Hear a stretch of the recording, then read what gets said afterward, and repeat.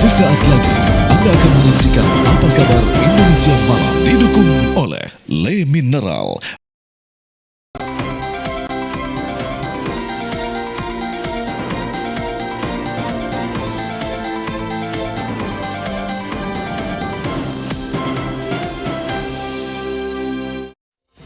Assalamualaikum warahmatullahi wabarakatuh. Selamat malam pemirsa. Apa kabar Anda hari ini? Seperti biasa, Apa Kabar Indonesia Malam menemani istirahat malam hari Anda. Saya Caca Anissa dan rekan saya Ken Ana. Pemirsa, malam hari ini mari kita bahas Pilgub Jawa Timur yang diprediksi akan berlangsung sengit. Betul, karena 3 Serikandi akan bertarung di Jawa Timur ternyata akan memperebutkan ceruk suara yang sama, yakni suara Nahdliyin.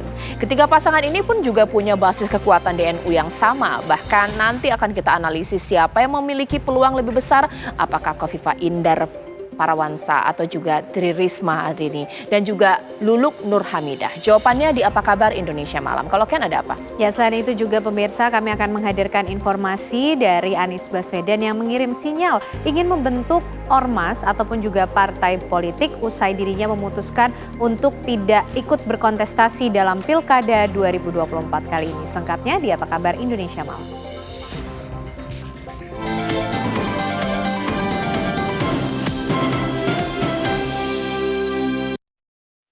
Kita ke informasi yang pertama, KPK akan meminta klarifikasi kepada putra bungsu Presiden Jokowi, Kaisang Pangarep, terkait dugaan gratifikasi penggunaan pesawat jet pribadi.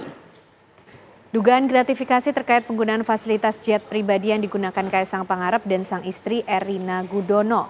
Dalam konferensi pers yang disampaikan di gedung KPK, Wakil Ketua KPK Alexander Marwata mengungkapkan KPK berencana akan memanggil Kaisang Pangarep.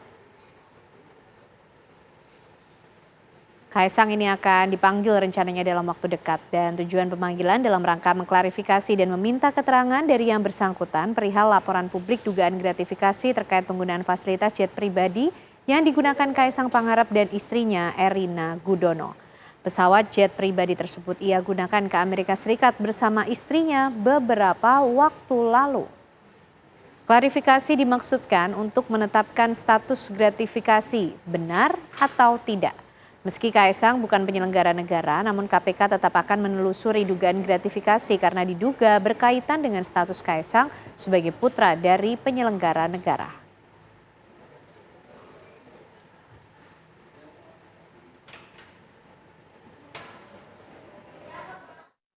Kan di media berkembang bahwa ada anak seorang pejabat, ya terpecah Mas Kaisang menerima diduga menerima gratifikasi berupa fasilitas private jet, kan begitu.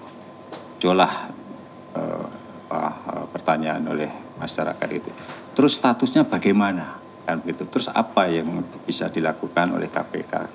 Kemarin saya sampaikan bahwa kita akan mengklarifikasi. Tentu untuk menetapkan status gratifikasi itu harus kita cari dulu kan, ya. Kita minta yang bersangkutan untuk menjelaskan, ya, menerangkan, ya, terkait dengan ya apa yang dia terima.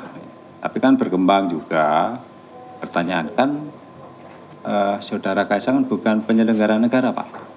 Kan kemarin sudah saya sampaikan, patut diduga ada hubungannya dengan penyelenggara negara.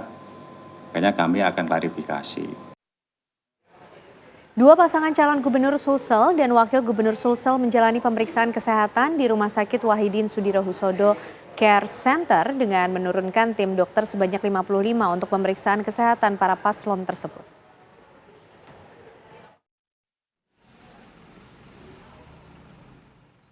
Satu persatu pasangan calon gubernur Sulsel dan wakil gubernur Sulsel mendatangi Rumah Sakit Wahidin Sudirohusodo Jumat pagi tadi.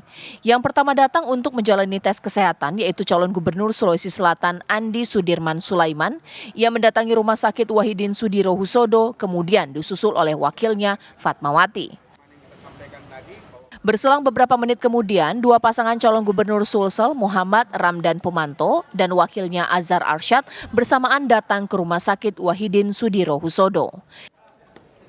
Dalam pemeriksaan kesehatan, kedua pasangan calon gubernur dan wakil gubernur Sulawesi Selatan ini diturunkan 55 tim dokter dan 48 tim perawat. Sejumlah tahapan pemeriksaan yang akan dijalani oleh para calon gubernur dan wakil gubernur Sulsel tersebut diantaranya pemeriksaan kesehatan, pemeriksaan jiwa, dan pemeriksaan bebas dari narkotika.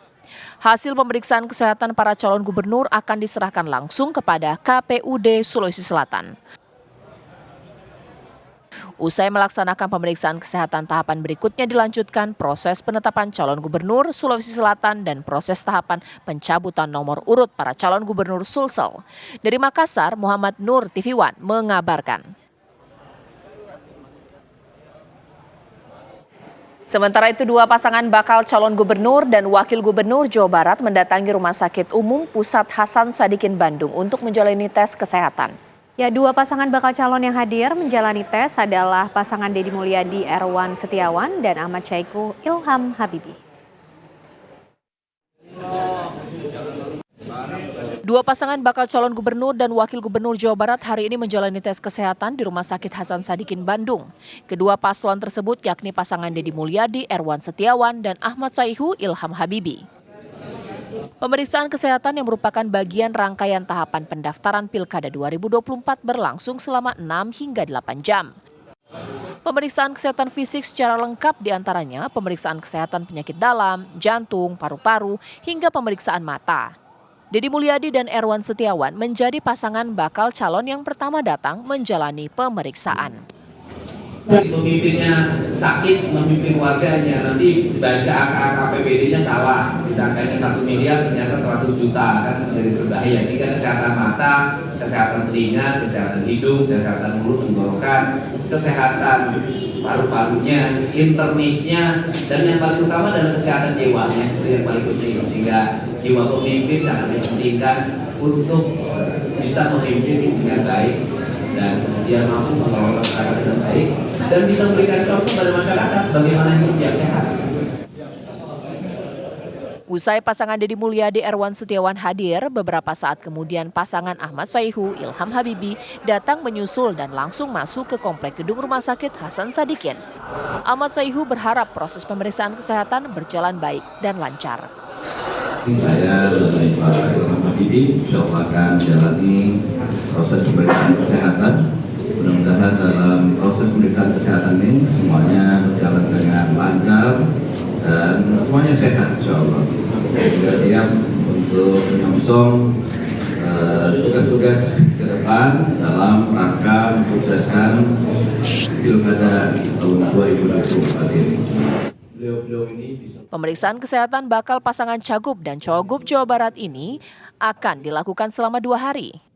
Esok dijadwalkan pasangan Acep Adang dan Gita serta pasangan JJ Wiradinata Ronald Surya Praja akan menjalani tes kesehatan fisik. Usai menjalani pemeriksaan kesehatan fisik, para pasangan bakal Cagup dan Cowagub ini akan menjalani tes psikologi. Dari Bandung, Jawa Barat, Asep Barbara, TV One mengabarkan. Bakal calon gubernur dan bakal calon wakil gubernur Jawa Timur Kofifa Indar Parawansa dan Emil Dardak kembali menjalani tes kesehatan tahap 2 di RSUD Dr. Sutomo Surabaya.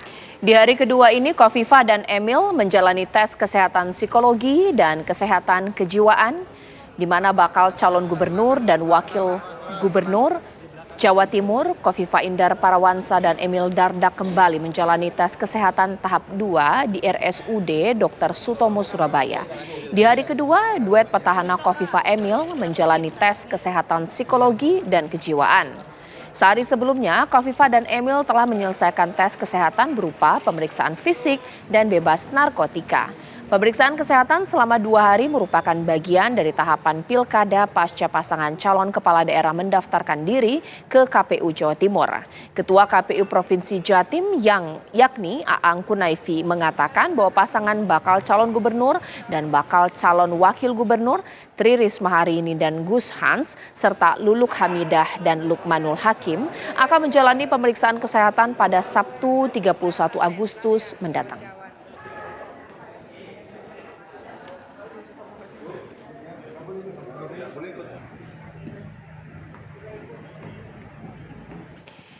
Pemirsa, pasangan Cagup dan Cowagub Pramono Anung dan Rano Karno yang akan berlaga di Pilkada Jakarta hari ini mengikuti pemeriksaan kesehatan di RSUD Tarakan, Jakarta. Sebanyak 40 tenaga medis yang terdiri dari dokter spesialis dan tenaga kesehatan pendukung ditugaskan untuk pemeriksaan kesehatan ini.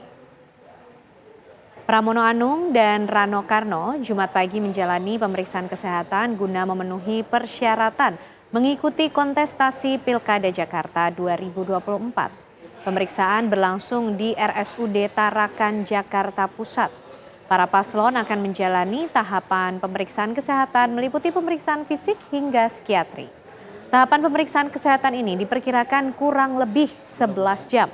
Pasangan Pramono Anung dan Rano Karno adalah paslon pertama yang mengikuti pemeriksaan kesehatan di RSUD Tarakan.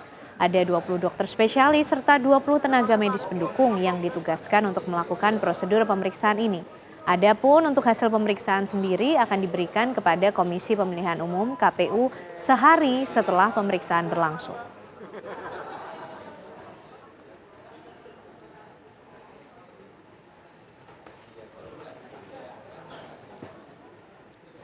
Menteri Sosial Tri Risma hari ini menemui Presiden Joko Widodo di Istana Negara Jakarta pada Jumat pagi. Risma terlihat keluar dari kompleks Istana Kepresidenan pukul 9 waktu Indonesia Barat. Saat ditanya awak media maksud pertemuan antara dirinya dan Presiden Jokowi berkaitan dengan rencana mundur dari Menteri Sosial, Risma hanya tersenyum. Risma langsung masuk ke dalam mobil dan pergi meninggalkan kompleks Istana Kepresidenan. Sebelumnya pada Kamis malam usai ziarah ke makam Sunan Bungkul di Taman Bungkul, Surabaya, Risma menyatakan akan mundur dari jabatannya sebagai Menteri Sosial. Risma akan mengikuti kontestasi di Pilkada Jatim sebagai bakal calon gubernur. Meski tak ada ketentuan yang mengatur pengunduran dirinya, Risma mengaku tetap akan mundur dari posisinya sebagai Menteri Sosial.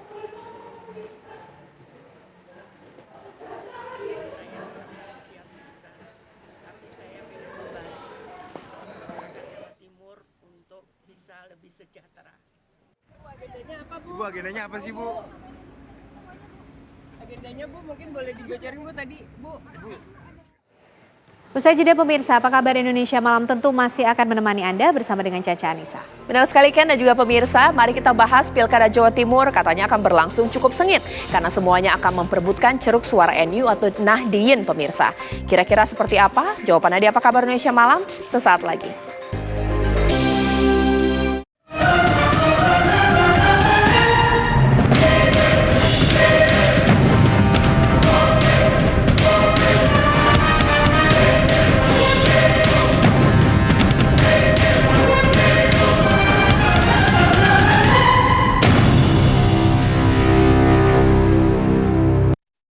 Ya pemirsa di Apa Kabar Indonesia Malam, kalau tadi Anda sudah melihat ini flyer saya di depan itu betul sekali, itulah 3 Sri Kandi yang nanti akan bertarung di Pilkada Jawa Timur pemirsa.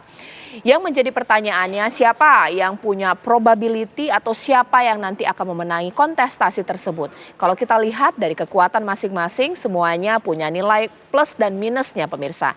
Tapi berbicara mengenai Jawa Timur pasti yang menjadi penentu adalah bagaimana mereka akan meraih suara cukup besar pemirsa untuk memenangkan konteks Jawa Timur khususnya merebut suara NU. Sebelumnya mari kita simak informasi berikut ini.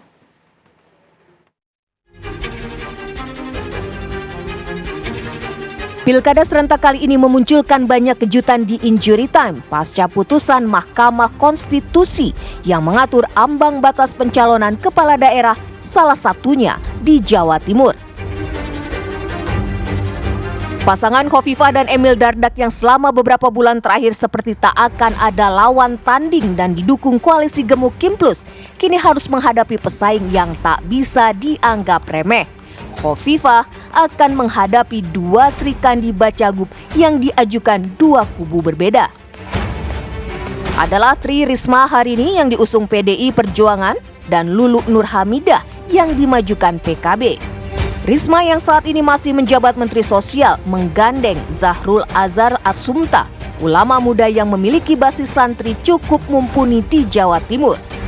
Tak hanya itu, Gus Hans pun masih tercatat sebagai kader Golkar. Meski sudah ada kesepahaman mengenai Kim Plus, namun langkah berbeda diambil PKB di Jawa Timur. Partai yang dinakodai Caimin ini memutuskan mengusung kadernya sendiri, Lulu Nur Hamidah dan Lukmanul Hakim. PKB sepertinya cukup percaya diri. Terlebih pada Pileg 2024, PKB menjadi penguasa DPRD Jawa Timur dengan 21 kursi. Basis massa Nahdliyin dan umat Islam yang dominan di Jawa Timur akan menjadi rebutan ketiga pasang cagup yang berlaga di Jawa Timur. Pertanyaan pun mencuat, akankah suara NU dominan kepada salah satu pasangan? Ataukah majunya Luluk sebagai strategi PKB untuk memecah suara Khofifah dan memberi peluang Risma unggul?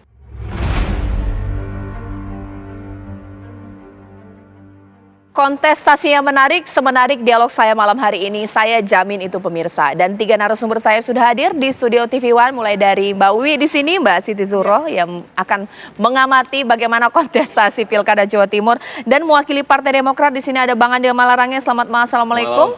Assalamualaikum. Dan saya juga sudah bersama Bang Guntur Romli mewakili PDIP. Saya juga mau sapa mewakili PKB, sudah ada Mas Saiful Huda. Selamat malam, assalamualaikum Mas Huda.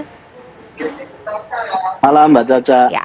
Malam Sebelum semuanya. saya ke Mbak Wiwi, saya ingin ke masing-masing pengusung ini dari mereka, kira-kira apa alasan khusus untuk menerjunkan pasangan tersebut untuk memenangi Pilkada Jawa Timur. Saya ke Bang Huda terlebih dahulu. Ini bagaimana kemudian? Apa alasan menurunkan Ibu Luluk Hamidah beserta pasangannya?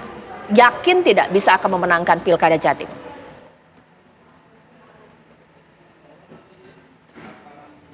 Halo Mbak. Ya Mas Huda. Oke, sorry tadi keputus. Ya, jelas tadi pertanyaan saya? Belum Mbak, sorry Ya. tadi nggak kedengeran. Mas Huda, kira-kira apa alasan PKB menerjunkan Luluk Nur Hamidah dan juga Lukmanul Hakim untuk Pilkada Jatim? Percaya diri sekali kah atau bagaimana? Ya tentu, tadi saya koreksi ya, perolehan kursi PKB 27, hasil pemilu 2024. Artinya bermodal 27 kursi, kita optimis mendorong Mbak Luluk dan Lukman untuk maju berkompetisi. Dan kita tahu Mbak Luluk lama berkarir, berkiprah sebagai aktivis dan sekaligus sebagai concern terkait dengan isu-isu perempuan. Ini termasuk yang jawaban kami kepada masyarakat dan publik Jawa Timur.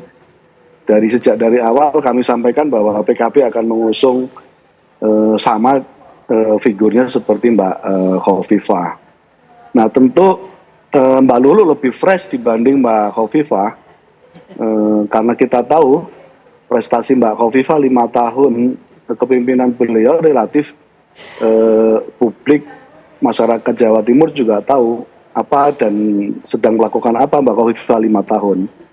Dan hasil survei dari beberapa lembaga survei juga menyatakan tingkat kepuasan ke Mbak Khofifah tidak terlalu baik. Termasuk elektabilitas Mbak Khofifah sebagai incumbent juga relatif dibanding dengan beberapa incumbent yang lain relatif di bawah. Nah karena itu kita yakin sosok Mbak Khofifah dengan mesin PKB yang relatif unggul di semua kabupaten kota bisa memenangkan pertarungan pemilihan gubernur di Jawa Timur. Baik, dari Luluk Lukman berarti lebih fresh, berbekal suara kursi, bahkan aktivis dan aktif dalam kegiatan keperempuanan. Nah sekarang mungkin dari PDIP seperti apa ini Bang Guntur? Memasangkan Gus Hans dan juga Risma ini, apa alasannya? Ya, terima kasih Mbak. Jadi Ibu Risma dan Gus Hans ini merupakan pasangan yang lengkap lah. Yang nasionalis dan santri untuk Jawa Timur. Dan kami mengusung tagline itu resik-resik Jawa Timur. Bersih-bersih Jawa Timur. Kenapa? Karena ada dua persoalan besar di Jawa Timur saat ini. Pertama soal masalah korupsi. Dan kita tahu pada tanggal 22 Desember tahun 2022, ruang kerja Gubernur Jawa Timur dan Wakil Gubernur Jawa Timur waktu itu digeledah oleh KPK. Kemudian juga ada persoalan sosial, masalah kemiskinan yang ada di Jawa Timur. Ada 4.180.000 orang Jawa Timur hidup dalam kemiskinan. Dan pemberantasan kemiskinan di zaman Ibu Khofifah itu mengalami stagnan. Nah karena itulah Ibu Risma ingin melakukan bersih-bersih di Jawa Timur. Bersih-bersih maksudnya adalah kita bersihkan dari korupsi, kemudian kita bersihkan penduduk dan juga Jawa Timur dari kemiskinan, dari kekumuhan menuju Jawa Timur yang lebih bersih, yang lebih beradab dan lebih maju. Oke, nah Bang Adi Malarangeng bagaimana nih kalau untuk petahana dikritik habis-habisan juga ini baru dikatakan keunggulan dari masing-masing ya. Kofifa Emil ini seperti apa? Justru kalau Anda melihat Jawa Timur sekarang dibandingkan 5 tahun lalu ini luar biasa kemajuan berbagai macam sektor pembangunan dan tokohnya Ibu Kofifa ini memang luar biasa pengalamannya. Kalau Bu Risma Menteri Sosial kan, Bu Kofifa lebih dulu jadi Menteri Sosial lebih 10 tahun lalu. Lalu kemudian 5 tahun ini didampingi oleh Wakil Gubernur Mas Emil yang juga mantan Bupati Trenggalek mewakili Mataraman. Jadi kombinasi Bu Kofifa dan Mas Emil ini pas sekali. Itu sebabnya kalau Anda lihat polling selalu Bu Kofifa nomor 1. Itu saya nggak ada lawang. Oke, nah Mbak Lili, ini kalau tadi kan sudah menonjolkan kekuatan dari masing-masing pasangan calon. Tapi benar tidak sih kalau untuk Jawa Timur ini lebih spesifik atau khas sesuai dengan judul saya? Para nyai ini akan berebut suara NU sebenarnya, terlepas dari track record bahkan juga figur dari masing-masing. Bagaimana? Ya, ini saya relatif gembira karena 3 pasangan calon semua ada perempuannya. Mantap, ya, Jawa Timur mantap, bagus sekali dan lepas dari menang kalah ya menurut saya dicoba itu bagus sekali, memberikan peluang kompetisi kontestasi yang itu menjadi esensi dari satu pilkada langsung. Nah dengan begitu maka nanti diharapkan nanti siapa di antara Bu Khofifa, Bu Risma dan Mbak Lulu gitu ya. Nanti yang memang mampu menghipnotis masyarakat Jawa Timur memilih dirinya. Lah ini yang incumbent tentu gampang dikoreksi kan gitu ya biasanya. Lalu Bu Risma sudah memberikan akumulasi gitu ya. Inovasi-inovasi pelayanan publik yang sangat bagus untuk Surabaya. Dan meskipun Surabaya ternyata dikenal tidak hanya untuk Surabaya dan Jawa Timur, bahkan seantero Indonesia dan bahkan diakui oleh internasional. Ini menarik. Lah juga demikian juga Mbak Lulu. Jadi saya harus fair gitu ya. Mbak Lulu ini aktivis perempuan yang sangat punya empati tinggi pada kaum perempuan. Dan meskipun belum pernah ada di eksekutif, tapi sudah pernah di legislatif. Dan ini lantang sekali Mbak Lulu ini untuk bagaimana memperjuangkan kaum perempuan. Dan tentu saya senang. Lah ini masalahnya siapa di antara 3 ini yang bisa meyakinkan publik luas voters di Jawa Timur untuk memilih dirinya. Ini yang menurut saya mungkin baru pengalaman pertama untuk pilkada langsung yang perempuan 3 pasangan calon ada perempuannya dan menunjukkan sebetulnya di Jawa Timur itu gender equality itu sudah terjadi, exist gitu ya, ada. Jadi ini pengalaman pertama dan di saat ada kritisisi yang sangat tajam pada pilkada kita yang seolah-olah hanya memunculkan satu pasangan calon melawan kotak kosong. Nah ternyata tidak di Jawa Timur gitu ya. Dengan keleluasaan yang ada itu bisa memunculkan masing-masing dan kita lihat saja, cuman Mbak Lulu terlalu singkat memperkenalkan diri kalau dibanding dengan Bu Risma dengan Bu Khofifa. Itu aja masalahnya. Jadi waktu singkat ini bisa enggak untuk Mbak Lulu catch up, untuk mengejar ketertinggalan dalam hal untuk mensosialisasikan diri ke 38 kabupaten dan kota yang ada di Jawa Timur dengan voters yang jumlahnya, kalau penduduknya jumlahnya 40-an juta, tapi yang votersnya pastinya tidak sebanyak itu. Oke, kalau sesuai dengan judul saya Mbak Wiwi, sebelum nanti kita akan bertanya kepada masing-masing. Apa alasan bahwa baik Risma, Ibu Khofifa dan juga Mbak Luluk ini punya basis kekuatan di NU? Iya. Dengan alasan apa untuk masing-masing ini? Mungkin Risma kuat di sini, Ibu Khofifa kuat di bagian ini atau seperti apa? Iya, kalau Bu Khofifa sudah teruji, karena beliau adalah Ketua Umum Muslimat PP Muslimat bertahun-tahun dan sangat disenangi dan disegani.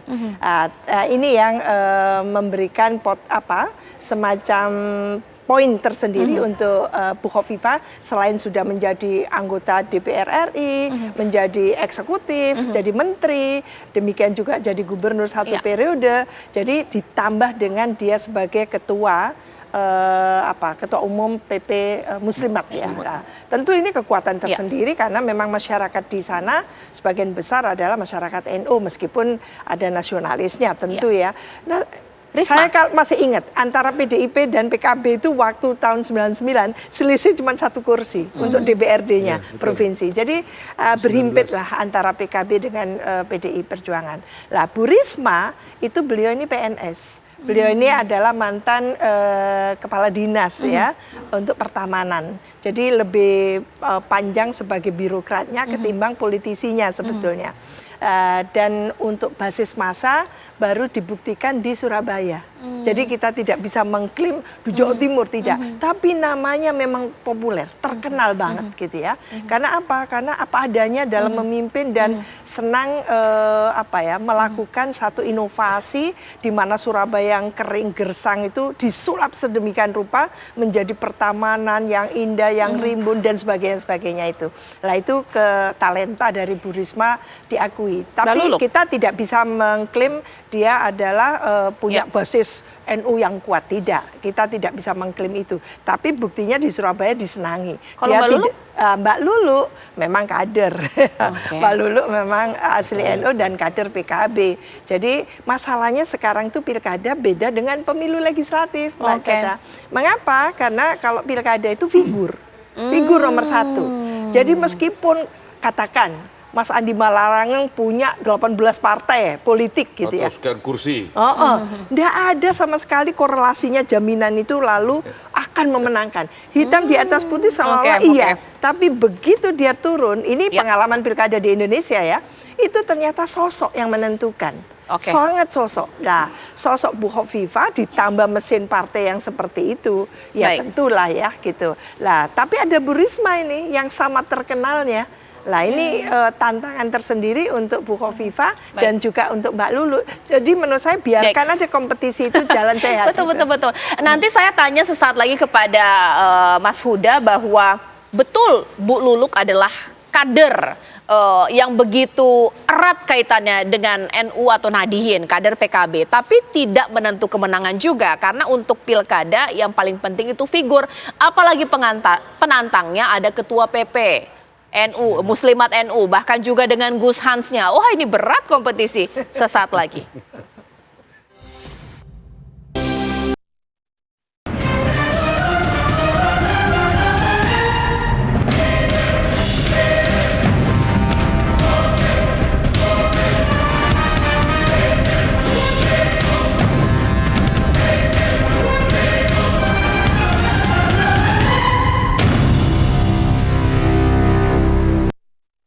Ya, kalau tadi sudah dibuka dari Mas Huda mengatakan ya bahwa kita cukup percaya diri dengan Luluk bahkan juga Lukman dengan freshnya, aktivisnya, kader PKB-nya. Tapi tunggu dulu Mas Huda, bahwa ternyata penantangnya juga punya kekuatan di basis NU yang cukup besar. Seperti apa?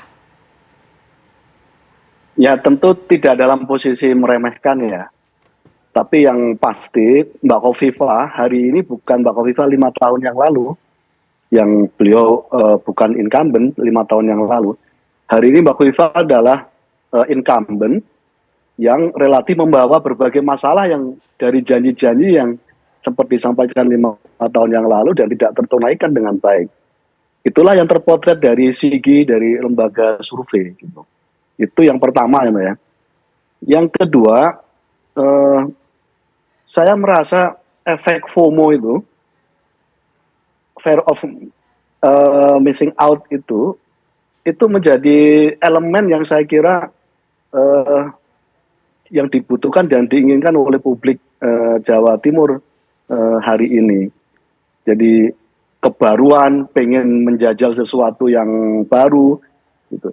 Saya ingin mengatakan level pemilih Jawa Timur terhadap Mbak Hovifah itu sudah levelnya bosan. Sudah level bosan dan ingin ada mencoba mengambil alternatif sosok yang lain.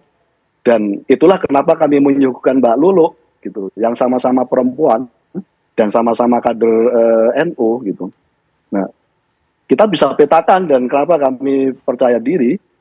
Salah satu pilar yang diandalkan oleh Mbak Hovifah misalnya melalui jaringan muslimatnya kita sudah identifikasi berapa banyak aktivis muslimat yang jadi anggota DPRD kabupaten, kota, dan provinsi, dan semua hari ini bekerja untuk Mbak Lulu. Gitu. Nah, untuk kekuatan Fatayat sepenuhnya menjadi kekuatan Mbak Lulu sebagai representasi perempuan muda di dalam tubuh NU, di internal NU, dan beberapa yang lain, kira-kira begitu. Nah, pada konteks itulah kami meyakini semangat untuk mencari pemimpin baru di Jawa Timur. Ada elemen yang sudah bosan dengan Mbak Khofifah, karena Mbak Khofifah sudah tidak hanya yang kedua kali, ini yang keempat kalinya kan, bahkan yang kelima kalinya. Setelah 3 kali sempat tidak sukses dan baru terpilih pada 5 tahun yang lalu. Dan itu yang saya kira kita bisa tangkap keinginan dari pemilih di Jawa Timur. Nah, sekali lagi saya ingin meng-highlight menyangkut soal prestasi Mbak Khofifah selama 5 tahun ini, relatif tidak ada yang bisa dibanggakan oleh masyarakat Jawa Timur. Dan kehadiran Mbak Lulu saya kira bisa mengusung itu. Nah, pada konteks momentum, misalnya pada momentum debat nanti yang akan diselenggarakan 3 kali, saya kira posisi Mbak Khofifah sebagai incumbent akan banyak isu yang relatif Mbak Khofifah mempertahankan aja saya kira tidak bisa, karena kita bisa tahu detail kelemahan pemerintahannya Mbak Khofifah. Nah, pada konteks panggung debat itu saya kira Mbak Lulu akan menawarkan berbagai ide dan gagasan baru yang fresh yang tadi saya sampaikan, dan di momentum itu saya kira pemilih Jawa Timur akan mengatakan bahwa Mbak Lulu layak untuk mewakili menjadi gubernur di Jawa Timur. Baik, selain kritik kinerja tadi dijelaskan bahwa kekuatan Fatayat itu Bang Andi Malarangeng sudah siap bekerja per hari ini untuk Mbak Lulu. Ini bagaimana? Ini pengalaman pada waktu Pilpres kemarin. Ibu Khofifah itu mendukung Pak Prabowo, dan itu kaum perempuan NU. Tentu saja walaupun tanpa harus mengatakan muslimat, itu semuanya ikut barisan Bu Khofifah. Dan buktinya Pak Prabowo menang besar di Jawa Timur. Salah satunya karena Ibu Khofifah mendukung Pak Prabowo. Ini juga kita, walau selain Pak Prabowo sendiri juga punya sendiri ya. Tapi faktor Bu Khofifah, Mas Emil yang bersama-sama mendukung Pak Prabowo juga dilihat oleh masyarakat Jawa Timur.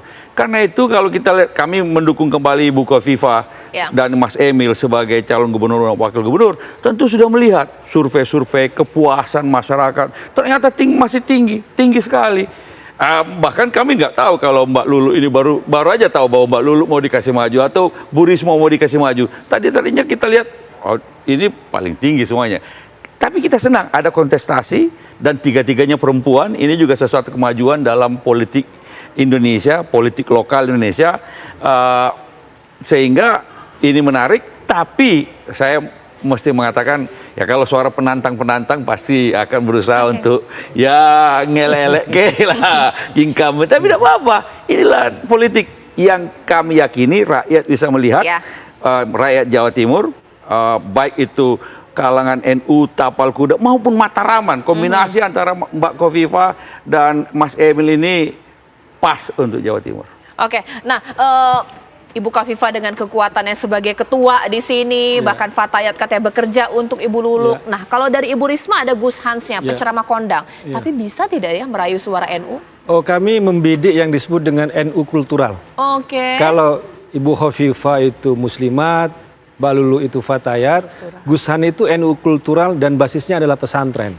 Gus Han itu cucu dari pengarang istighosah atau penghimpun istighosah yang sering dibaca di NU. Kakeknya, kakek dari paman, Kiai Romli Tamim itu kan dari Peterongan. Dan Gus Han sebagai tokoh anak muda NU yang bisa dibilang menjadi pujaan, santri, beliau lulusan dari kesehatan masyarakat UGM, jadi nyambung dengan Ibu Risma. Jadi soal kemiskinan, soal kesehatan masyarakat sangat cocok. Kemudian juga Gus Han ini karena basisnya juga di Peterongan, di Jombang itu adalah spiritual, ada tarekat. Jadi ada kekuatan ilmu kultural dan juga ada jurusan langit, kekuatan langit ya dengan istighosah. Jadi kami akan membidik NU kultural khususnya anak-anak muda NU, dan kita melihat sekarang Kang Emil yang selama ini mendominasi kegantengan sekarang bisa bisa Waduh. ditandingi oleh kegantengannya Kalau ganteng Gus gitu Han ya. Ganteng, pinter, bintang iklan ya, Astaga. politisi juga dan bisa mengaji. Nah, itu kelebihan dari Gus Han. Ya ini kan sebagai tawaran yang baik bagi masyarakat Komentarin Jawa juga kan Timur. ini menarik gitu. juga. Komentarin dong Bang Andi Malarangnya nggak bisa kalah ganteng ini. Emil ini bagaimana? Belum tentu, kalau soal menyanyi, Mas Emil saya nggak ada lawan soal menyanyi. Berarti kelebihannya menyanyi, oke. Oh, tapi dia mantan bupati. Dan satu hal lagi, mewakili Mataraman. Ini sekarang-kadang orang bicara Jawa Timur seakan-akan hanya berpikir tentang tapal kuda ke sana. Jangan lupa daerah Pacitan, Magetan, Trenggalek, Ngawi, sampai Madiun, Ponorogo. Ini juga komunitas yang memang berbeda secara kultural dengan daerah tapal kuda, dan di situ ada Mas Emil mewakili ini. Sehingga ini saya katakan kombinasi yang sangat bagus. Mataraman itu basisnya PDI Perjuangan, jangan lupa. Waduh, Mataraman basis PDIP. Mas Huda boleh dong dikomentari, PDIP punya basis di Mataraman, bahkan juga NU kultural sudah mengunci di sana. Ini bagaimana kemudian Bang Huda menjawabnya? Masih di mute ya audionya ya, Mas Huda coba di unmute dulu. Oke, sorry. Oke, ya. Sekali lagi, semua pilkada kita levelnya anomali ya. Anomali dari prestasi incumbent. Tadi Mas Andi, bukan jelek-jelekin Mas, objektif loh Mas. Hasil survei loh Mas. Bukan jelekin fakta maksudnya. bukan. Hasil surveinya memang begitu. Tingkat kepuasannya biasa-biasa. Prestasinya Mbak Khofifah juga biasa-biasa saja. Beberapa isu layanan dasar juga nggak terselesaikan dengan baik. Gitu. Tingkat kemiskinan disampaikan oleh Mas Romli tadi betul. Tingkat kemiskinan Jawa Timur masih sangat tinggi sekali, kontribusi bagi tingkat kemiskinan di nasional kita gitu. Nah, artinya gini, semua kompetisi pilkada di Jawa Timur kita letakkan pada konteks belum ada perubahan yang signifikan di Jawa Timur. Nah, itulah kenapa sebagai seorang incumbent kalau Khofifah menghadapi situasi yang cukup berat, tidak seperti 5 tahun yang lalu. Pilpres misalnya, itu karena Mbak Khofifah nggak dagangin dirinya sendiri, dagangin orang lain, dalam ini Pak Prabowo misalnya gitu.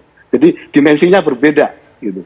Ketika hari ini dia harus mendagangkan dirinya sendiri akan lebih rumit gitu. Dan saya kira masyarakat Jawa Timur menangkap situasi kebatinan yang semacam itu. Mbak Wiwi boleh dong diberikan komentar. Ini kan ada beberapa istilah yang mungkin masyarakat belum awam, belum tahu. Kemudian ada NU kultural, Muslimat, Fatayat. Ini masing-masing punya basis kekuatan di sana. Iya. Saya ini orang Jawa Timur. Oke. Lahirnya di Blitar. Oh, Blitar. Basisnya PDI Oke, silakan Mbak Wiwi. Jadi tahu lah ada daerah Pendalungan gitu kan, ada Arek gitu kan, dari Mataraman. Jadi menurut saya, mengapa saya katakan dari awal antara PKB dan PDIP itu justru selisihnya berhimpit, tidak terlalu banyak. Karena yang tadi itu NU kultural, NU yang memang tradisional dan sebagainya tadi itu sebetulnya berhimpitnya itu tidak ada masalah. Antara mereka itu sebenarnya nggak milih PDIP, milih PKB itu nggak ada masalah. Memang basis mereka itu asli seperti itu, aslinya. Maka untuk partai-partai lain agak berat. Lah, masalahnya sekarang pertanyaannya, apakah pilkada kali ini provinsi itu khususnya gitu akan mengambil satu model yang sama dengan Pilpres? Kalau gitu halnya, PDIP diambil suaranya. Itu masalahnya. Meskipun ini harus dicermati gitu ya. Namanya juga kompetisi, kontestasi, suksesi. Kan 3 hal ya pilkada langsung ini. Suksesi, lalu kompetisi kontestasi, dan juga satunya koreksi terhadap pemerintahan. Lah itu yang disebutkan oleh Mas siapa tadi dari PKB? Mas Saiful Huda. Mas Saiful Huda, bahwa sebetulnya ini kan sudah mulai kampanye kan sekarang, mengkritisi. Jadi nanti incumbent itu dikritisi. Memang nggak enak jadinya. Di antara 2 ini kan bukan incumbent, 1 incumbent tentu ya. Lah Bu Khofifah ini dalam kondisi yang akan dikritisi nanti.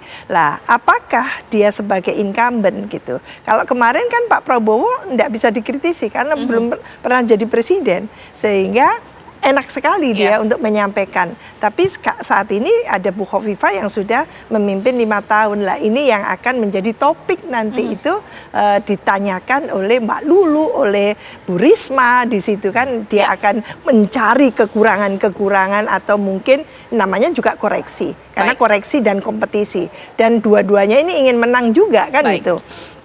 Oleh karena itu ya kalau menurut saya berikan selain berkompetisi kontestasi, berikan pembelajaran. Masyarakat Jawa Timur sudah luar biasa, lihat ini ada calon perempuan tiga-tiganya akan menjadi pemimpin, akan menjadi gubernur. Apa? So what? Lah, ini kasih substansi. Bagaimana Bu Khofifah sebagai incumbent menyampaikan apa yang belum terlaksana selama 5 tahun kemarin gitu ya, itu akan katakan dipenuhi di periode selanjutnya kan itu.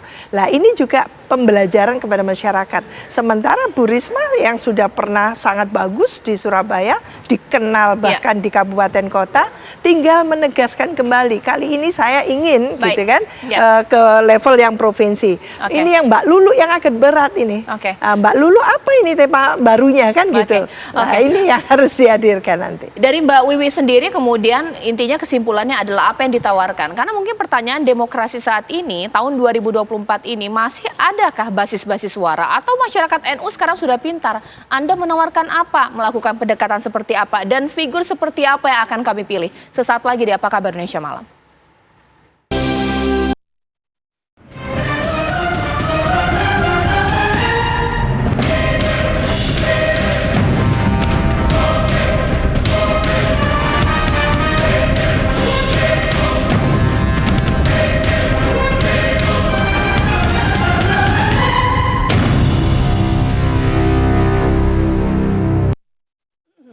Ya, sekarang saya mungkin ke Bang Guntur terlebih dahulu. Tadi kan sudah jelaskan bahwa kita melihat yang diinginkan masyarakat itu yang kemudian menjadi penentu kemenangan, bukan hanya basis suara. Tapi ternyata kita harus tanya-tanya dulu nih kepada masyarakat supaya kita dengar sebenarnya masyarakat itu ketika kita melihat kontes pilkada, mereka itu menginginkan tawaran kebijakan seperti apa atau mungkin janji-janji visi misi seperti apa. Sudah rekan kami Farah yang siap mengabarkan dari sana. Farah silakan. Iya, Caca Anissa dan juga pemirsa, di pemilihan Gubernur Jawa Timur kali ini memang bisa dikatakan sebagai pertarungan 3 Sri Kandi. Saya akan ajak Anda untuk berbincang dengan perempuan-perempuan atau Sri Kandi Jawa Timur terkait pendapatnya seperti apa sih dengan pemilihan calon gubernur yang ada saat ini. Selamat malam. Selamat malam. Kak boleh dijelaskan namanya siapa? Maulida. Maulida Kak, ini kan yang kemarin sudah mendaftar di KPU Jawa Timur kan ada 3 pasangan bakal calon gubernur dan wakil gubernur, yang mana calon gubernurnya semuanya adalah tiga-tiganya ada perempuan, ada Khofifah, Risma dan juga Lulu. Ini pendapatnya gimana nih sebagai seorang perempuan? Kalau sebagai seorang pemimpin ya sebenarnya disayangkan banget kalau saat ini tidak ada sosok laki-laki di pemimpin, tapi melihat wakilnya adalah laki-laki juga, jadi ya harapannya sih adalah harapannya yang penting antara gubernur dan wakilnya bisa berkolaborasi aja, kerjasama, bisa membangun Jawa Timur jadi lebih baik lagi gitu. Harapannya program-program apa sih Kak yang ingin diteruskan untuk wilayah Jawa Timur? Kalau untuk programnya sih kami harapan sih untuk pendidikan, budaya, sosial, terus yang penting ekonomi masyarakat juga bisa semakin lebih baik. Terus juga selama ini apa yang masih kurang di Jawa Timur bisa ditingkatkan lebih baik lagi sih, itu aja. Kalau Kak boleh diberitahu namanya siapa nih Kak? Iza. Kak kalau melihat pendapatnya gimana nih Kak dengan pimpinan-pimpinan bakal calon gubernur yang semuanya ini seorang perempuan? Hampir sama sih seperti kakak saya. Jadi untuk pendapat saya sendiri sangat positif, apalagi dilihat dari backgroundnya ketiga calon ini sama-sama memiliki pengalaman yang di dunia kepemimpinan yang sangat baik. Jadi kami cuma berharap agar kedepannya siapapun yang terpilih agar menjadi lebih baik lagi. Berikutnya kalau boleh dijelaskan namanya siapa Kak? Dengan Ibu Yuni. Ibu Yuni boleh dipaparkan bagaimana nih Ibu ini dengan pimpinan-pimpinan yang merupakan seorang perempuan? Kalau menurut saya pribadi untuk saat ini di era seperti ini perempuan dengan laki-laki tidak ada bedanya, semua rata. Apalagi pemimpinnya yang notabene seperti Bu Risma, Bu Khofifah dan satunya ya itu. Kita tidak boleh milih salah satu kan, tapi di situ ada Sri Kandi saya pastinya di situ. Ya Ibu, ini kalau melihat dari program perkembangan kondisi Jawa Timur sekarang, kira-kira apa sih program yang harus diterapkan oleh para pimpinan Jawa Timur ini? Saya mau yang seperti kemarin-kemarin tahun-tahun yang lalu itu memang benar-benar baik sekali Surabaya. Saya mau dikembalikan seperti yang dulu, semua rakyat yang miskin, seperti ada sembako, seperti ada sekolah gratis, apa itu ya, itu harus ditingkatkan lagi dan tidak ada yang dikatakan rakyat miskin lagi. Harapannya ke depan dengan pimpinan yang baru nanti untuk wilayah Jawa Timur? Untuk pimpinan yang akan datang, saya mau yang orangnya yang ya istiqomah dengan agamanya, dengan ya pokoknya takut dengan Tuhannya gitu. Amanah juga. Terima Iya. kasih Bu atas informasinya. Pemirsa, memang ini banyak sekali masyarakat Jawa Timur. Ini 3 diantaranya adalah mewakili para Sri Kandi Jawa Timur yang memang juga setuju dengan adanya kepemimpinan perempuan. Namun tetap yang paling utama adalah penerapan program maupun visi misi dari masing-masing bakal calon gubernur dan wakil gubernur. Demikian Caca Anissa.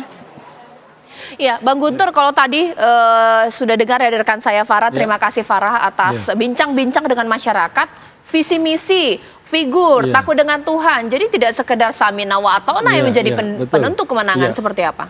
Ya, itu semuanya ada di Ibu Risma. Kita percaya, kami yakin ya Ibu Risma itu memiliki integritas ya, dan itu rekam jejak beliau sudah menjawab. Bagaimana waktu jadi wali kota, beliau ditekan oleh hampir semua partai, tapi beliau melawan. Karena beliau nggak bisa ditekan. Termasuk juga partai kami, PDI Perjuangan nggak bisa menekan beliau. Makanya ketika waktu kami mengantar tadi malam ke KPUD, Buya Said Abdullah, Ketua DPD PDI Perjuangan Jawa Timur mengatakan, kami mewakafkan Ibu Risma Gushan kepada masyarakat Jawa Timur. Mewakafkan, kami berikan. Dan kata Bu Risma ketika bicara soal apa warna untuk kampanye putih katanya. Bukan merah seperti PDI Perjuangan. Mau bersih-bersih, biar bersih, suci, bersih seperti warna putih. Kami tidak ingin mendominasi partai kami kepada masyarakat Jawa Timur, tidak. Tapi inilah representasi yang kami hadiahkan, yang kami wakafkan dari PDI Perjuangan. Ada Ibu Risma, ada Gus Haan untuk masyarakat Jawa Timur. Dan insya Allah Ibu Risma itu orangnya detail. Beliau sangat memeriksa, misalnya soal data-data PKH misalnya. Beliau mau memeriksa sampai sedetail itu.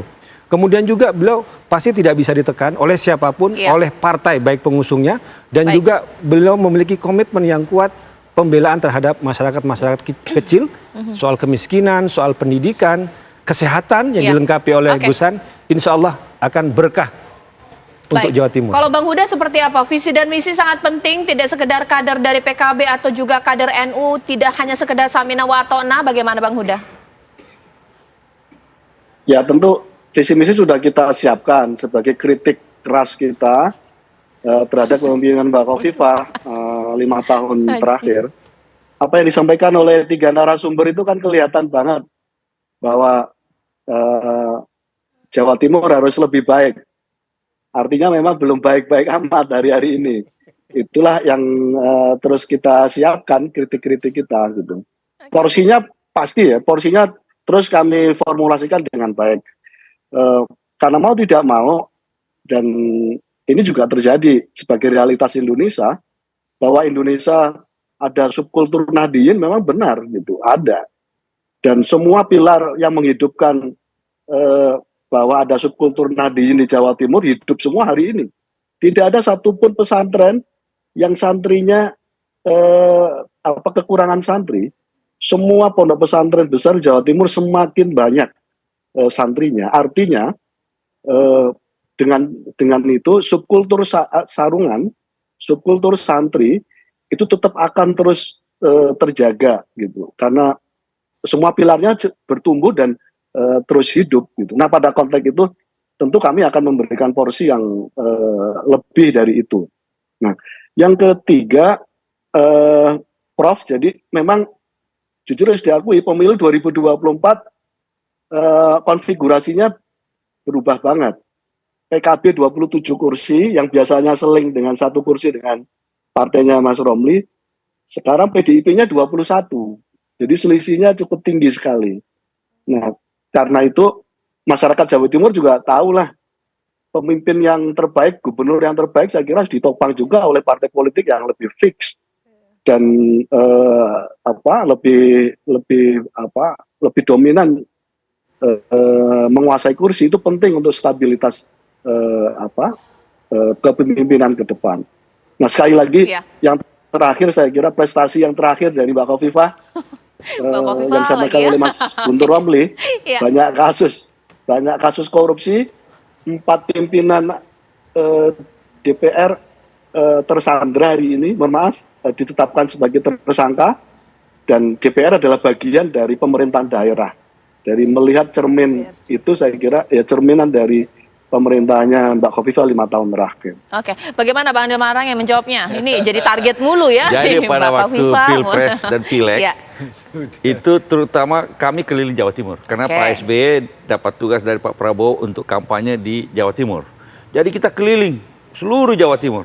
Dan di tiap-tiap tempat itu selain kita kampanye tentang Pak Prabowo dan Pilegnya Partai Demokrat, tapi kita juga nanya, karena kita tahu pilkada sebentar lagi, kalau gubernur yang mana, yang maunya yang mana?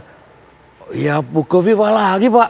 Terus kemudian kalau kalau Bu Khofifah dilanjutkan atau tidak, atau ganti yang lain, ya lanjut Pak. Ya, pakai dengan gaya Jawa Timuran itu. Kenapa? Ya biar Jawa Timur lebih maju lagi Pak. Gitu. Jadi jelas bahwa masyarakat Jawa Timur masih menginginkan Bu Khofifah bersama Mas Emil untuk 5 tahun lagi. Itulah sebabnya kami tanpa ragu-ragu mengajak juga teman-teman dari Kim, ayo sama-sama kita dukung Bu Khofifah sama Mas Emil. Dan dari pengamatan teman-teman di Koalisi Indonesia Maju, memang Bu Khofifah dan Mas Emil nggak ada keraguan, semuanya berkumpul bersama mendukung pasangan Bu Khofifah dan Mas Emil. Dan rasanya ini akan menjadi pemenang lagi 5 tahun ke depan. Oke, kalau Mbak Wiwi melihatnya seperti apa? Sebenarnya faktor visi dan misi seberapa penting? Atau mungkin balik lagi ya nggak bisa kalau NU Nahdien itu masih Samina wa Atona, seperti apa? Masyarakat itu kepingin konkret. Jadi ketika ini kan satu incumbent, jadi incumbent bisa nggak meyakinkan kembali bahwa apa yang sudah dilakukan selama 5 tahun kemarin itu atau hampir 5 tahun itu oke nggak masyarakat? Sudahkah sekarang kan sudah 3 ya pasangan calon. Kalau di survei itu kira-kira kayak apa? Gitu kan kita belum tahu. Ada Bu Risma sekarang, ada Mbak Lulu sekarang. Apakah kira-kira senjang sekali dengan Bu Khofifah? Kalau senjang kira-kiranya bisa dikejar enggak kan gitu. Untuk masyarakat itu pilkada ini kan sebetulnya kalau provinsi itu relatif masih agak jauh. Biasanya yang dekat itu kabupaten kota. Itu biasanya lebih dekat dan partisipasi masyarakat itu jauh lebih tinggi. Biasanya seperti itu.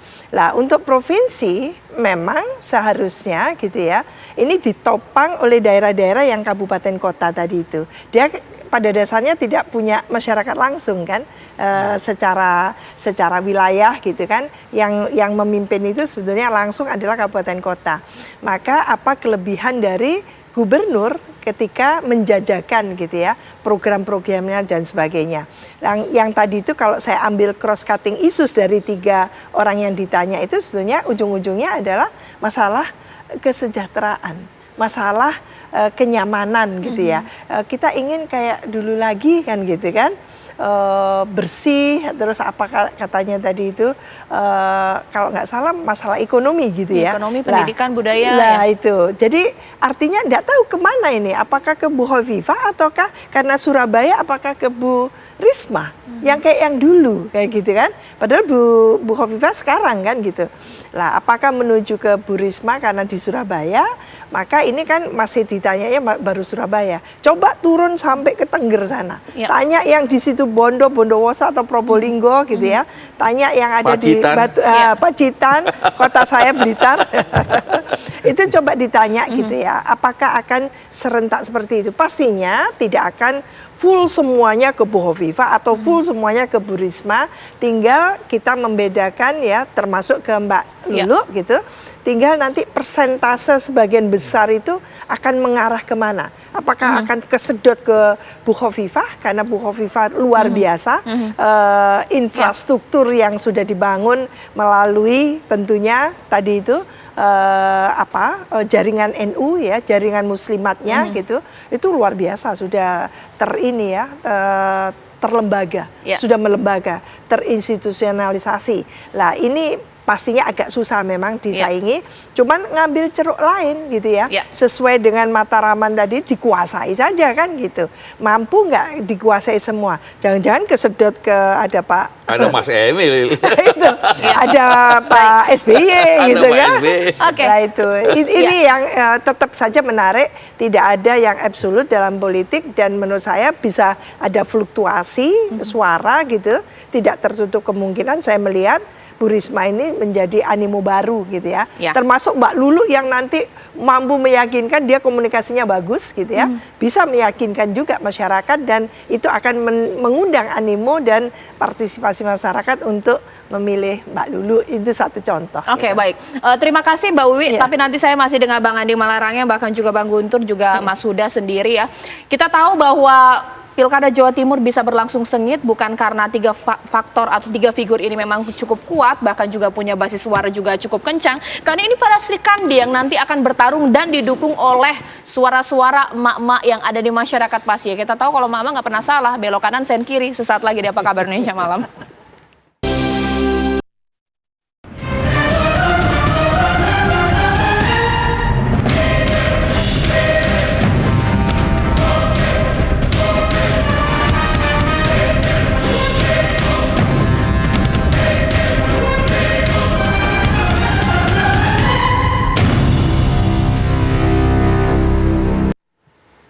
Ya, kembali di Apa Kabar Indonesia Malam, yang kemudian menjadi prediksi para pengamat adalah untuk Jawa Timur ini sendiri akan berlangsung cukup hangat, cukup sengit pertarungannya. Nah, ini bagaimana kemudian menjaga iklim di sana itu tidak panas-panas banget ya, karena kalau suara emak-emak sudah bergerak untuk memenangkan pilihannya, wah ini saya nggak ada lawan, ibaratnya seperti itu. Mungkin dari Mas Huda sendiri.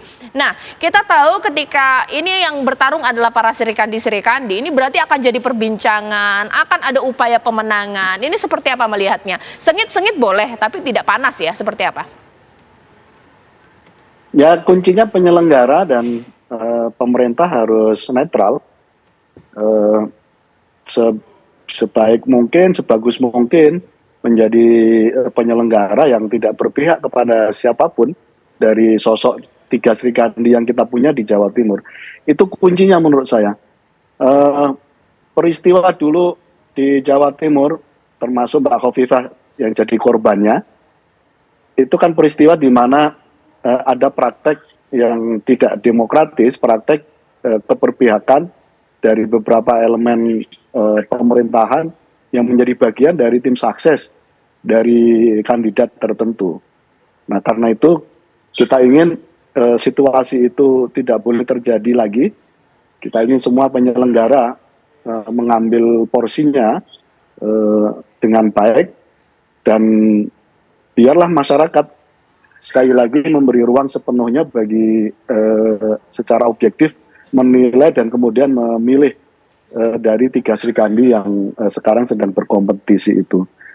Jadi kita tahu persis masyarakat di Jawa Timur cukup dinamis dan berpegang teguh pada value yang kuat terhadap kepemimpinan dan pilihannya. Nah, jalan yang terbaik adalah pihak penyelenggara, pihak pemerintah harus netral, senetral-netralnya. Yang kedua, saya kira semua 3 Sri Kandi harus menjauhkan diri dari praktek politik tercela ya, menggunakan money politik, bagi-bagi sembako, dan seterusnya gitu. Saya kira ini perlu dihindari.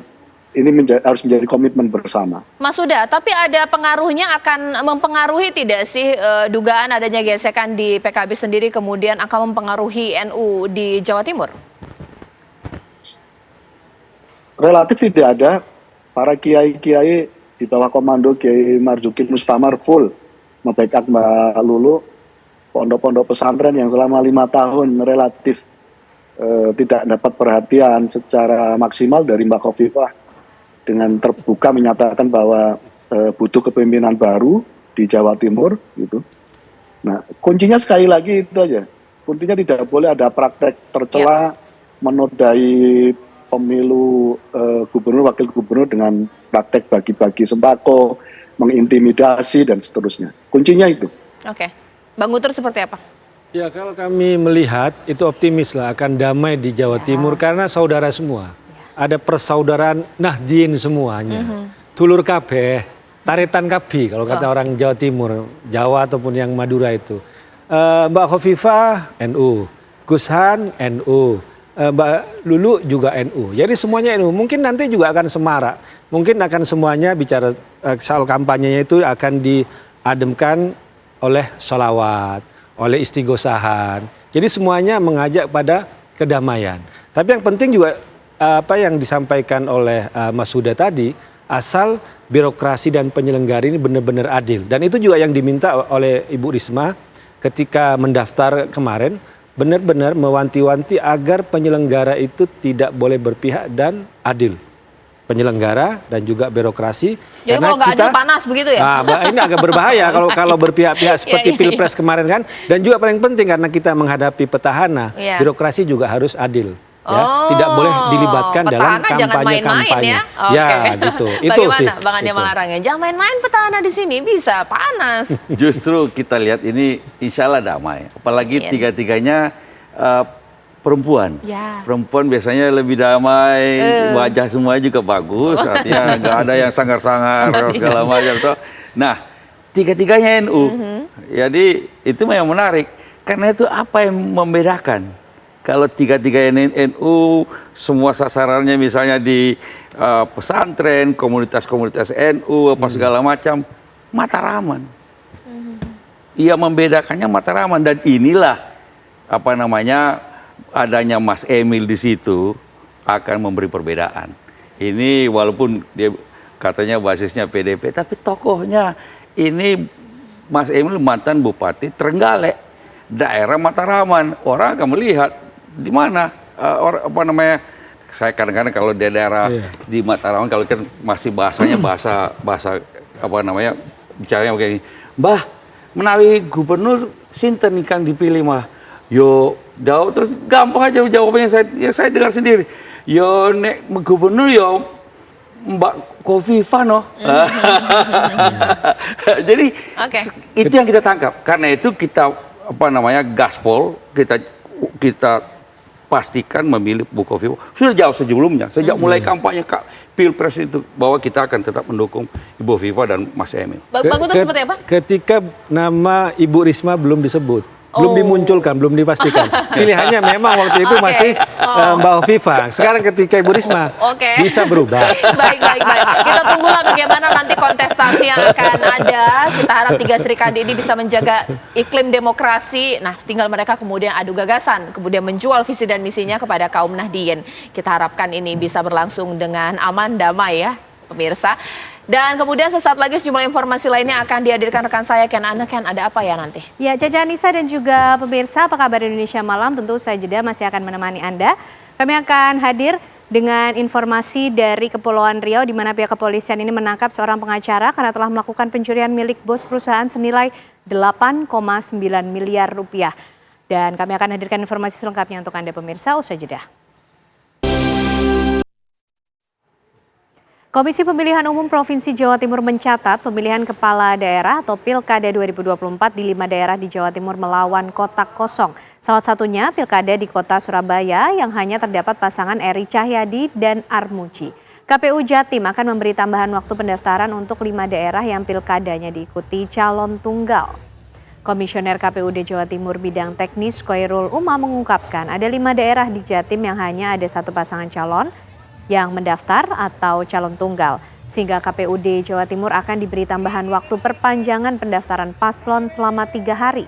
Paslon di 5 daerah yang melawan kota kosong adalah Kabupaten Trenggalek, Ngawi, Gresik, Pasuruan, dan Kota Surabaya. Mengenai kepastian ada tidaknya perpanjangan masa pendaftaran paslon tersebut, Khairul Umam menyerahkan ke masing-masing KPU di kabupaten kota setempat.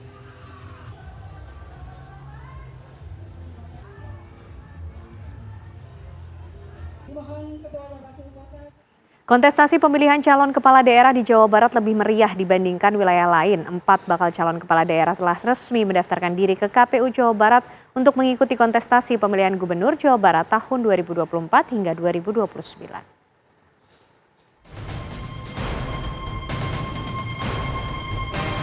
Pemilihan kepala daerah di wilayah Jawa Barat menjadi primadona jika dibandingkan daerah lain. Dari sekian banyak pasangan yang berkontestasi di sejumlah daerah, hanya Jawa Baratlah yang diikuti oleh 4 pasang bakal calon kepala daerah.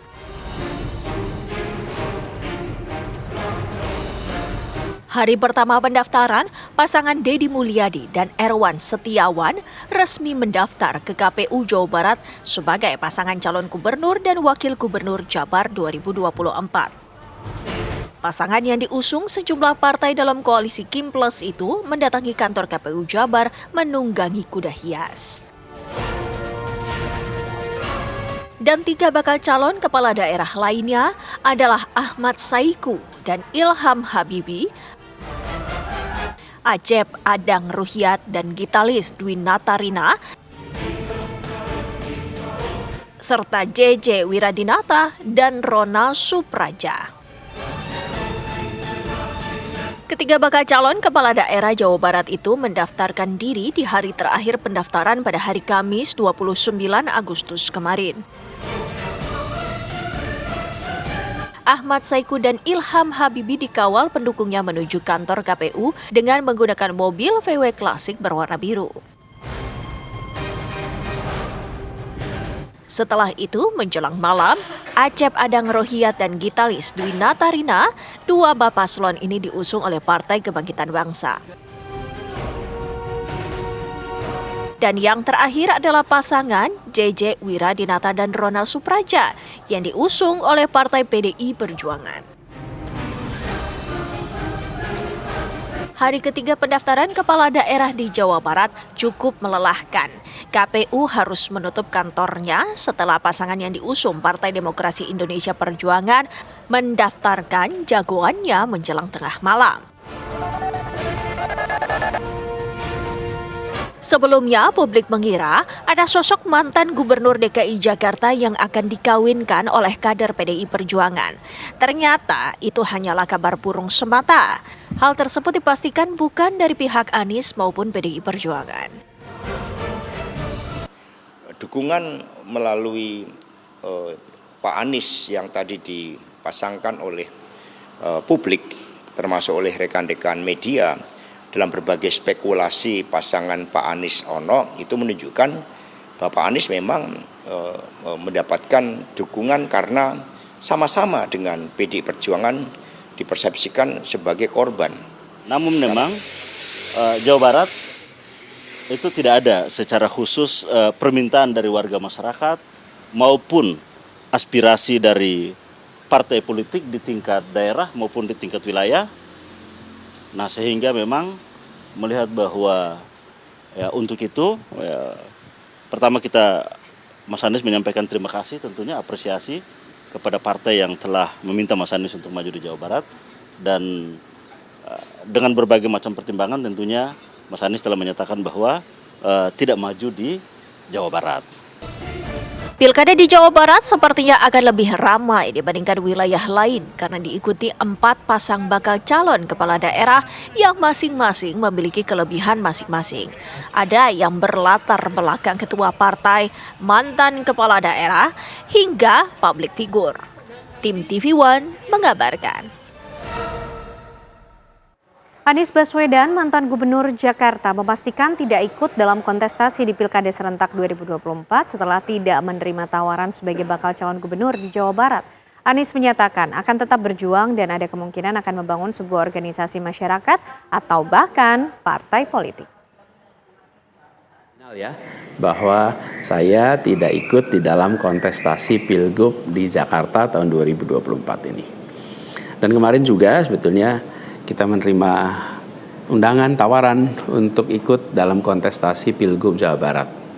Kita apresiasi sekali ajakan ini, panggilan ini, tapi dengan mempertimbangkan berbagai faktor, kami putuskan untuk tidak mengikuti kontestasi di Jawa Barat. Nah, saya ingin sampaikan beberapa poin respon singkat atas situasi yang saat ini sedang terjadi.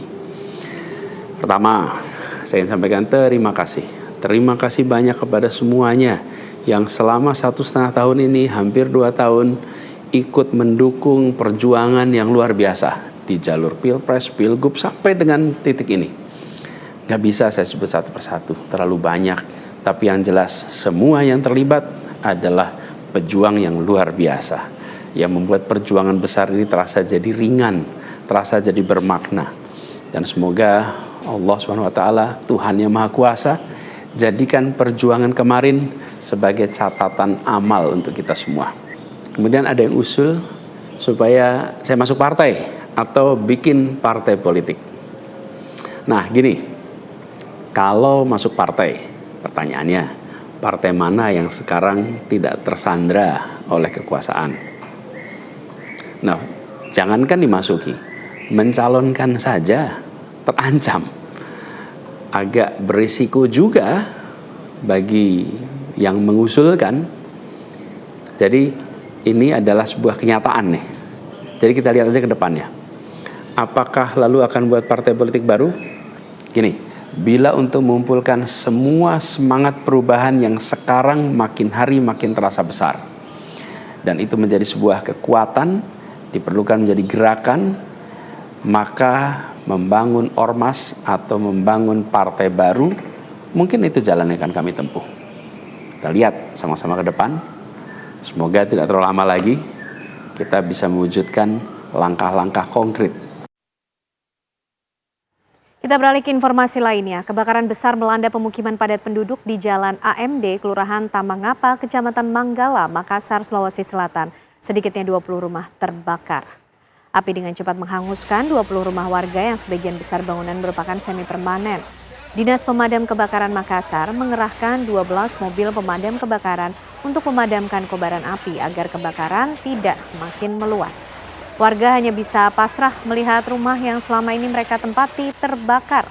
Sebagian warga mengaku tak sempat menyelamatkan harta benda berharga milik mereka karena api begitu besar. Belum diketahui penyebab kebakaran dan dari mana api pertama kali menyala.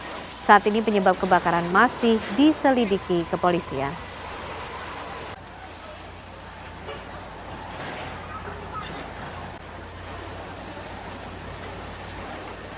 Kebakaran juga terjadi di kota Ambon, Maluku. Sebuah tempat hiburan malam yang berada di pasar tradisional Mardika, Ambon, terbakar.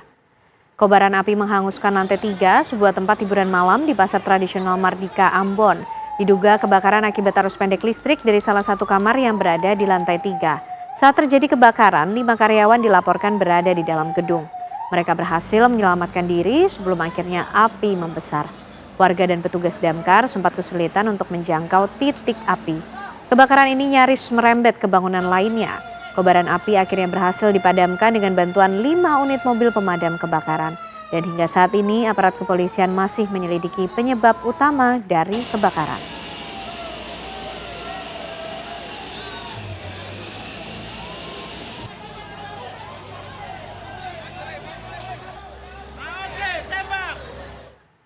Di Treskrimum Polda Kepulauan Riau menangkap seorang pengacara karena telah melakukan pencurian milik bos perusahaan senilai 8,9 miliar rupiah. Pengacara tersebut juga sempat menjadi buronan polisi. Ahmad Rustam hanya bisa tersenyum saat tiba di Mapolda Kepulauan Riau setelah sempat kabur ke Jakarta. Rustam yang berprofesi sebagai pengacara diduga mencuri uang kliennya sebesar 8,9 miliar rupiah. Modusnya, pelaku bekerja sama dengan seorang bagian keuangan di perusahaan yang saat ini tengah menjalankan proses persidangan di Pengadilan Kota Batam. Keduanya berkomplotan menguras rekening korban yang telah meninggal dunia. Para pelaku ini memalsukan dokumen penggunaan uang milik korban dengan membuat laporan uang 8,9 miliar rupiah itu untuk membayar jasa pengacara. Padahal pada saat itu perusahaan sedang tidak menggunakan jasa dari tersangka. Memang tamat sama terjemahannya. Iya. Memang gak komunikasi. Saya sempat bilang terus terang aja ya. Saya sekarang menganggap saya masuk sendiri lahat. Seorang remaja putri diduga menjadi korban pencabulan yang dilakukan dokter saat berobat di sebuah klinik di kawasan Cipadu, Kecamatan Larangan, Kota Tangerang, Banten. Kami hadirkan informasinya untuk Anda pemirsa sesaat lagi. Anda masih menyaksikan Apa Kabar Indonesia Malam. Pemirsa, sungguh tragis seorang anak di Kabupaten Cirebon, Jawa Barat tega membunuh ayah kandungnya sendiri. Kesal ditantang berkelahi menjadi motif utama di balik pembunuhan yang dilakukan anak terhadap ayahnya di Kabupaten Cirebon, Jawa Barat. Pelaku nekat menusuk 2 kali bagian perut dan dada ayahnya di kebun belakang rumahnya. Tak sampai di situ, usai menusuk ayahnya, Kusnadi pun sempat mendatangi rumah dan memukul kepala adiknya hingga menderita luka. Dari pemeriksaan diketahui pelaku tak terima ditantang berkelahi karena permasalahan keluarga. Bahkan pisau dapur yang digunakan untuk menghabisi ayahnya telah disiapkan pelaku.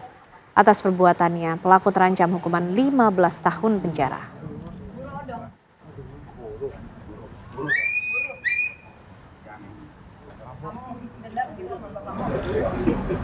Kamu nggak kasihan lihat bapakmu?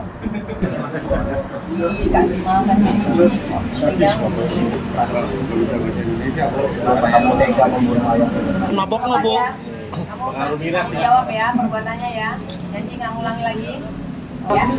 Pokoknya mabok nggak, Bu? Dalam keadaan mabok nggak, Bu? Seorang remaja putri diduga menjadi korban pencabulan yang dilakukan dokter saat berobat di sebuah klinik di kawasan Cipadu, Kecamatan Larangan, Kota Tangerang, Banten. Sang dokter diduga meraba bagian intim pasiennya dengan modus prosedural medis saat dilakukan pemeriksaan. Sejumlah warga dan keluarga korban mendatangi seorang dokter di sebuah klinik yang diduga melakukan pencabulan terhadap seorang remaja putri di Cipadu, Kecamatan Larangan, Tangerang, Banten. Warga kesal lantaran korban yang baru pertama kali berobat diduga dilecehkan saat berobat di klinik tersebut. Korban yang diperlakukan tidak senonoh kemudian mengadukan kejadian tersebut kepada orang tuanya. Keluarga korban kemudian melaporkan kejadian ke Mapolres Metro Tangerang. Sementara pihak kepolisian sudah menerima laporan kejadian tersebut dan masih melakukan pemeriksaan saksi-saksi.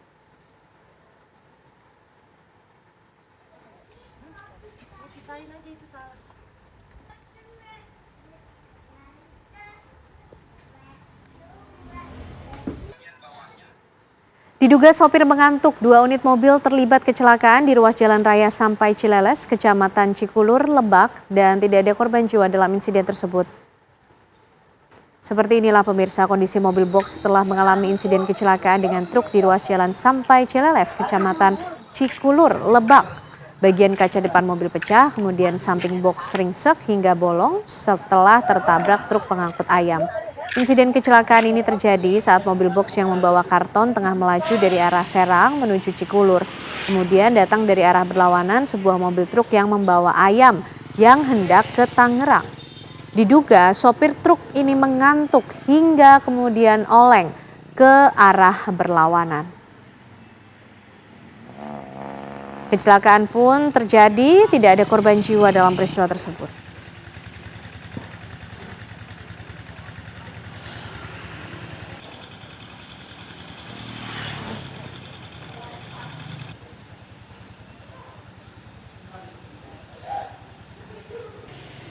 Kecelakaan beruntun melibatkan 3 kendaraan terjadi di Jalan Purworejo, Jogja di Kecamatan Wates, Kabupaten Kulon Progo pada Kamis malam. 2 orang pengemudi terluka. Dari rekaman kamera pengawas terlihat sebuah minibus yang melaju dari arah Yogyakarta hendak berbelok ke kanan ke Jalan Nasional Purworejo, Jogja di Triharjo, Wates, Kulon Progo. Saat itu sebuah mobil box yang melaju di belakang minibus tiba-tiba langsung menghantam minibus yang hendak berbelok. Kendaraan minibus terpental hingga ke jalur berlawanan. Di saat yang sama, minibus lain yang melaju kencang dari arah berlawanan langsung menabrak minibus yang terpental ke jalur lawan. Akibat kecelakaan ini, 2 pengemudi mengalami luka-luka. Kedua korban langsung dibawa ke rumah sakit. Arus lalu lintas sempat mengalami kemacetan baik dari arah Yogyakarta menuju ke Purworejo maupun juga sebaliknya.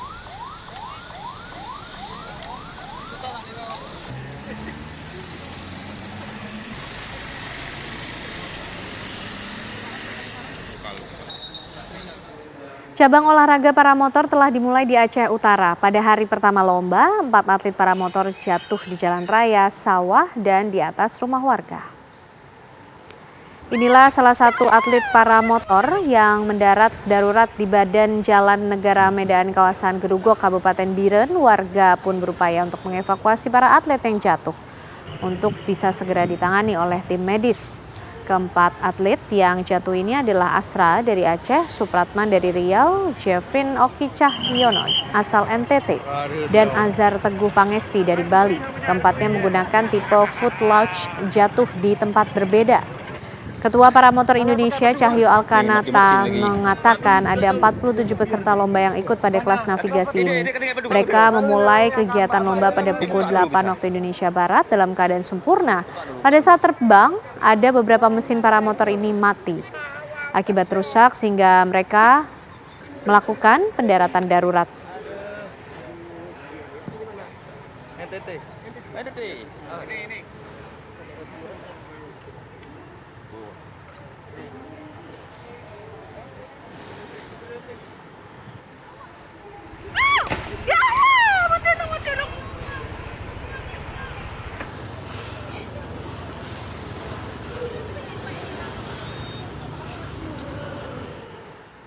Partai Demokrasi Indonesia Perjuangan atau PDIP memberikan kejutan di Pilkada Serentak 2024. Dua pembantu Presiden Joko Widodo dimajukan sebagai bakal calon gubernur. Pramono Anung dan Tri Risma hari ini yang merupakan kader PDIP diusung sebagai bakal calon gubernur. Pramono mendaftar sebagai bakal calon gubernur Jakarta, sementara Risma mendaftar sebagai bakal calon gubernur Jawa Timur. Akankah keduanya dapat memenangkan kontestasi di pemilihan gubernur 2024?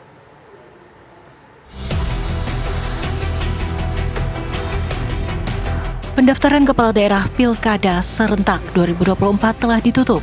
Dinamika politik yang terjadi selama waktu pendaftaran pun melahirkan sejumlah kejutan dan fenomena khususnya dalam pencalonan gubernur dan wakil gubernur. Partai Demokrasi Indonesia Perjuangan PDIP memajukan dua bakal calon gubernur yang saat ini masih menjabat sebagai menteri dan pejabat setingkat menteri di Kabinet Presiden Joko Widodo. Pramono Anung saat ini masih menjabat sebagai Sekretaris Kabinet yang mengurus dapur protokoler Presiden Joko Widodo. Pramono dimajukan sebagai bakal calon gubernur Jakarta yang dipasangkan dengan Rano Karno.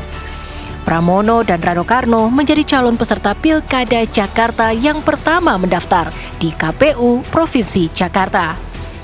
Pramono menjelaskan bahwa pencalonannya di Pilkada Jakarta sudah sepengetahuan dan seizin Presiden Jokowi. Namun, ia mengaku baru diberitahu oleh Ketua Umum PDI Perjuangan Megawati Soekarno Putri hanya beberapa hari sebelum pencalonannya. Sebagai Sekretaris Kabinet, saya mengetahui semua problem yang ada di Republik ini karena memang tugasnya sehari-hari. Jadi semua semua rapat pasti saya hadir. Yang membuat kesimpulan rapat pasti saya. Yang kemudian mendistribusikan kepada seluruh menteri dan kepala badan dan lembaga juga saya. Sehingga saya tahu banget urusan-urusan detailnya, termasuk urusan detail Jakarta. Tetapi untuk urusan detail Jakarta, nanti kalau jangan tanya misi-misi urusan itu distorkan ke KPU aja belum, nanti setelah kami storkan. Dan terus terang karena ini hanya 2 hari, teman-teman pasti membayangkan saya nggak pernah menyiapkan, akhirnya harus menyiapkan, tidur aja juga enggak akhirnya.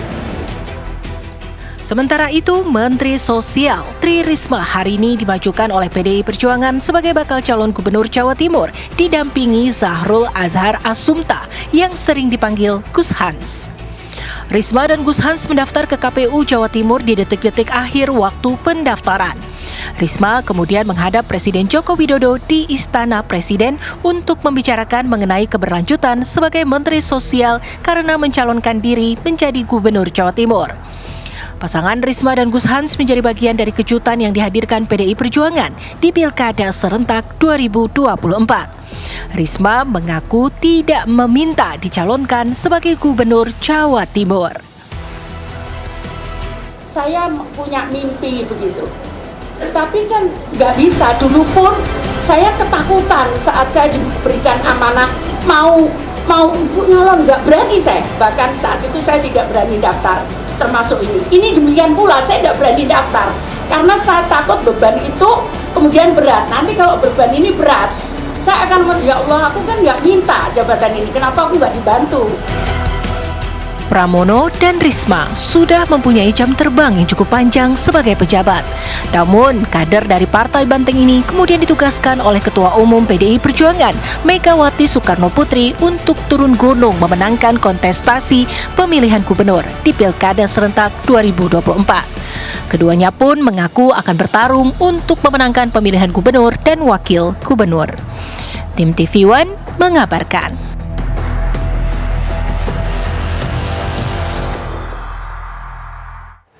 Usai melakukan rapat bersama Presiden Joko Widodo terkait wabah Mpox atau cacar monyet, Menteri Pariwisata dan Ekonomi Kreatif Sandiaga Uno menyebut bahwa pemerintah kini memperketat pengawasan terhadap perjalanan internasional. Peningkatan pengawasan mulai dari pemeriksaan suhu, fisik, dan pengisian e-hack. Jalan-jalan di stasiun Klender. Ditemui di salah satu pesantren di kawasan Durensawit, Jakarta Timur, Selasa sore, Menteri Pariwisata dan Ekonomi Kreatif Sandiaga Uno menjelaskan telah melakukan rapat dengan Presiden Joko Widodo terkait wabah Mpox. Usai menggelar rapat, saat ini pemantauan kesehatan di perjalanan penerbangan, khususnya internasional, telah kembali dilakukan dan diperketat untuk mencegah terjadinya penularan wabah Mpox. Peningkatan pengawasan tersebut yakni dengan cara melakukan pengecekan suhu tubuh dan fisik. Pasalnya, Mpox terdeteksi melalui suhu yang tinggi serta deteksi secara fisik. Selain itu, Sandiaga juga menambahkan bahwa aplikasi Electronic Health Alert Card atau e-hack yang diberlakukan pada masa pandemi COVID-19 lalu akan kembali diterapkan. Meski telah memperketat pengawasan, namun hingga kini pemerintah menyatakan bahwa Indonesia belum melarang atau melakukan pembatasan terhadap perjalanan internasional. Tadi pagi kami sudah ratas dengan Bapak Presiden dan diputuskan untuk kita tingkatkan kewaspadaan, dan Bapak Menteri Kesehatan menyampaikan karena kita juga akan menyelenggarakan beberapa event bahwa untuk pemantauan ini di Bandara Soekarno-Hatta dan Ngurah Rai akan dicek suhu dan diperhatikan fisik karena Mpox ini terdeteksi dengan suhu yang tinggi dan juga melalui deteksi secara fisik. Dari Jakarta, Simon Tobing, TV One mengabarkan.